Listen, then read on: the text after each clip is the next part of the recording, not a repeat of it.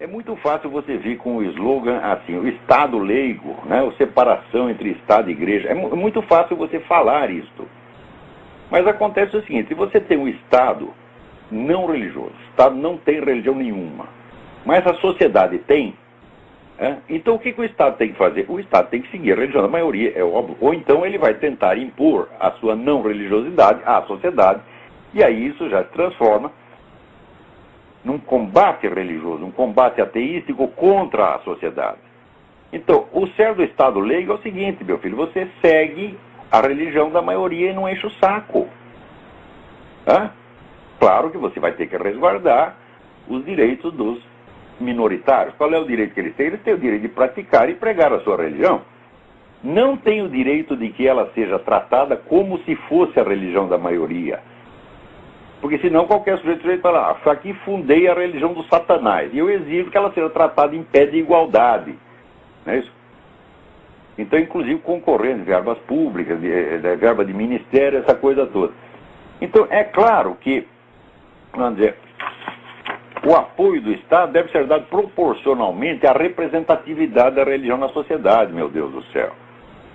Porque se o Estado é ateu ou agnóstico, mas a sociedade é cristã, então das duas uma, ou a sociedade vai cristianizar o Estado, ou o Estado vai destruir a religião da maioria. Então, quer dizer, a noção do Estado leigo é eminentemente ditatorial, ela é eminentemente tirânica. Quer dizer, quando a expressão foi usada pela primeira vez, não tinha esse sentido. Quer dizer, quando fundaram os Estados Unidos, e o Jefferson disse, nós temos que criar um muro de separação, é porque é o seguinte, havia diversas denominações cristãs, cada um pertencia a uma, não tinha um único, acho que o único sujeito ateu que tem ali era Benjamin Franklin, né? Mas mesmo assim era um ateu meio, né, meia bomba. Né? Então, evidentemente você não vai favorecer uma denominação antes que outra denominação. Isso aí seria totalmente injusto. Então, quer dizer, o Estado não se mete nas polêmicas entre as denominações cristãs. Era isso que Jefferson queria dizer.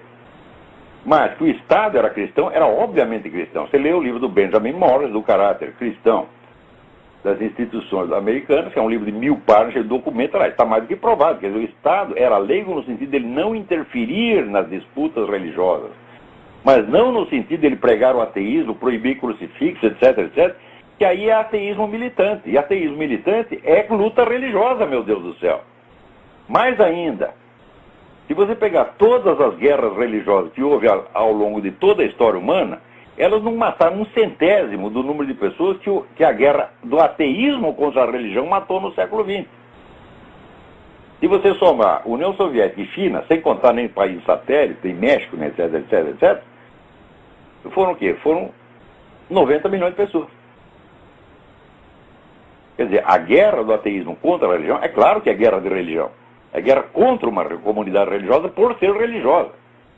Tá certo? Então, isso começa, evidentemente, a matança não começa direto. A matança vem primeiro pelo boicote cultural. Como, por exemplo, na Alemanha, eles obrigavam o judeu a sair com a estrela de Davi pintada de amarelo, mas não como símbolo religioso, e sim como símbolo de que era a classe inferior. Então, você tornando aquele símbolo que para o judeu era venerável, você tornava um símbolo abominável.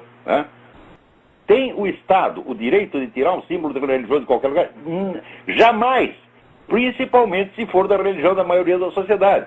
Porque o Estado nasce da sociedade.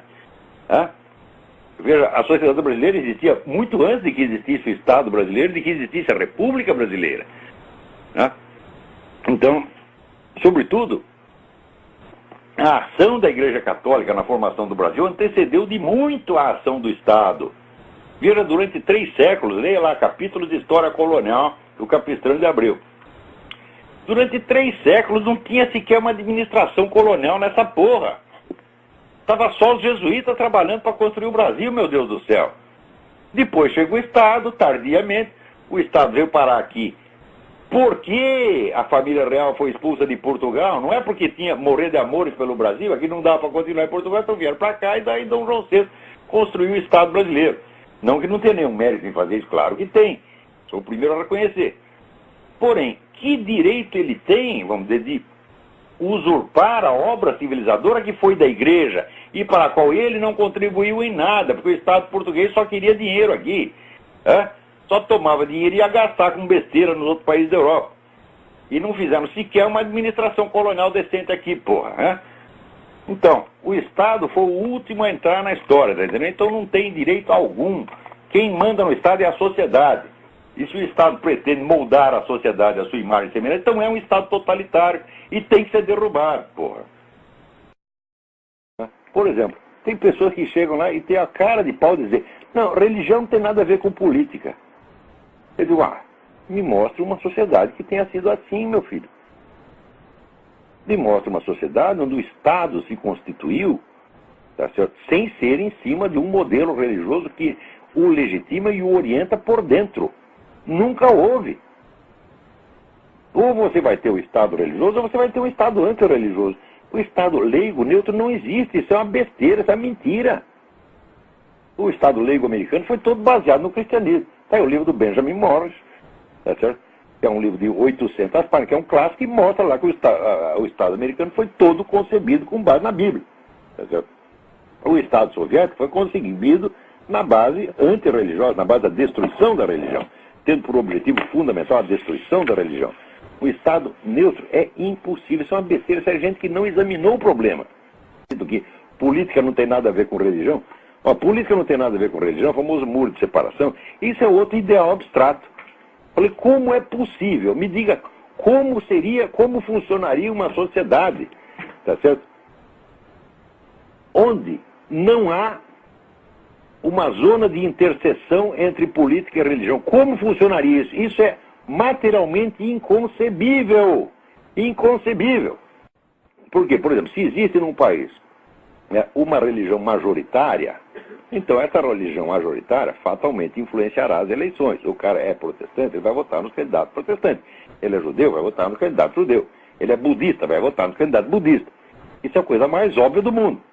Então, aos poucos, necessariamente, a influência dessa religião se fará sentir na religião. Agora, se você, na política. Agora, se você dizer: não, aqui o Estado é leigo, então a religião não pode influenciar na política. Então significa o seguinte: se você fizer um movimento antirreligioso, você pode influenciar na política, mas se tiver um movimento religioso, não pode. Então você criou um Estado que não é leigo, é um Estado que é antirreligioso, um Estado que persegue religioso. Essa é outra coisa completamente diferente. Então só há duas hipóteses. Ou o Estado admite a interferência da religião, ou ele persegue a religião. Não tem meio